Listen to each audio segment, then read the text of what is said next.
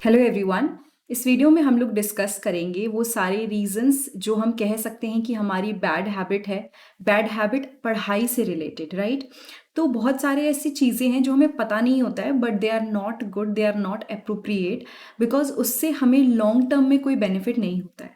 तो सबसे पहले डिस्कस करते हैं first point, that is randomly कोई भी सब्जेक्ट पिक कर लेना। सपोज आपको कल पढ़ना है पूरे दिन, ठीक है? अब आपने क्या किया, आपने आज डिसाइड किया और सुबह से आपने रैंडमली कोई टॉपिक पढ़ना शुरू कर दिया, कोई सब्जेक्ट पढ़ना शुरू कर दिया। That is not an appropriate method. आपको क्या करना है, एक दिन पहले डिसाइड करना है कि आप कौन कौन से टॉपिक्स पढ़ने वाले हो, कौन कौन से टॉपिक्स को आप प्रायोरिटी दोगे और कौन से टॉपिक्स आप बाद में पढ़ोगे। तो सबसे पहली हैबिट जो है वो ये गलत है कि आप एक प्रॉपर रूटीन सेट नहीं करते हो। नाउ एक और हैबिट जो बहुत गलत है, दैट इज मल्टीटास्किंग। इसके बारे में मैंने पहले भी कई बार डिस्कस करा है और एक बहुत ही अच्छी बुक है डीप वर्क, जिसमें आप इसके बारे में पढ़ सकते हो कि ये बिल्कुल भी सही चीज़ नहीं है। क्योंकि जब हम मल्टीटास्किंग करते हैं मतलब दो काम साथ में करते हैं, तो सपोज आप एक बुक पढ़ रहे हो और साथ में आपने टीवी चला लिया, या फिर आप कोई चैप्टर पढ़ रहे हो और आप पीछे से म्यूजिक सुन रहे हो जिसमें सॉन्ग्स हैं प्रॉपर आपके फेवरेट, वो चीज़ सूटेबल नहीं है, because at the end of the day आप डिस्ट्रैक्टेड हो जाओगे। अगर आपको बहुत ज़्यादा मन है म्यूज़िक सुनने का, तो आप क्या कर सकते हो, आप कोई बिना लिरिक्स वाला म्यूजिक जिससे आपको फोकस करने में मदद मिले, वो आप चलाने की कोशिश कीजिए। So second bad habit is multitasking, जो आपको बिल्कुल छोड़नी है, बिकॉज उससे आपको 100% रिजल्ट नहीं मिलेगा। उससे अच्छा है कि पूरा फोकस अपना एक जगह पे रखें। थर्ड बैड हैबिट जो है वो ये है कि आप इजी चीज़ों को प्रेफरेंस देते हो।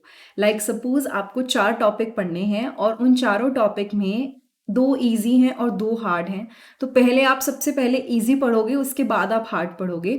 तो प्रॉब्लम उसमें यह होती है कि कई बार हम लोग केवल इजी पढ़ के सोचते हैं कि चलो हो गया, अब रहने देते हैं, या फिर हमारा जब माइंड बिल्कुल एक्टिव है तब हमने वो इजी टॉपिक पढ़ लिया।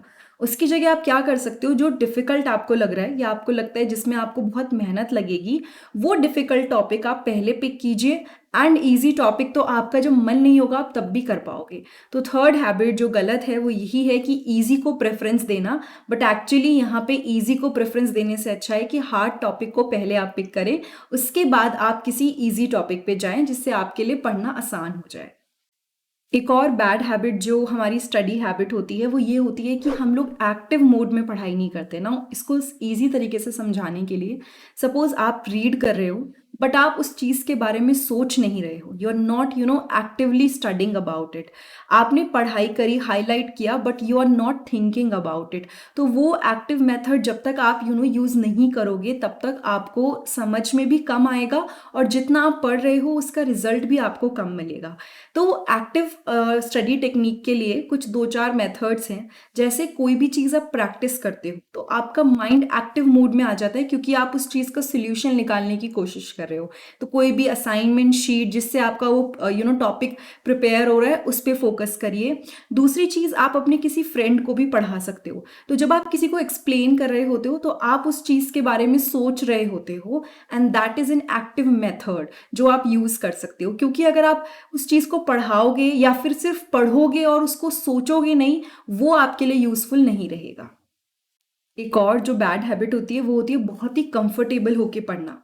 हम सोचते हैं कि हम अगर बेड पे बैठ के पढ़ रहे हैं, या फिर हम लोग एकदम रिलैक्स होके पढ़ रहे हैं, वो बहुत ही अच्छा है। बट एक्चुअली में आपको एक टेबल चेयर पे कोशिश करनी चाहिए बैठ के पढ़ने की, बिकॉज उससे ये होता है कि आप ना फोकस कर पाते हो। अदरवाइज थोड़ी देर बाद नींद आ जाएगी एंड देन पढ़ाई तो भूल ही जाइए। एंड डेली डेली अगर आप सेम जगह बैठ के पढ़ोगे ना, तो आपकी हैबिट बिल्ड होगी जो फ्यूचर में आपके लिए बहुत ज़्यादा यूजफुल रहेगी।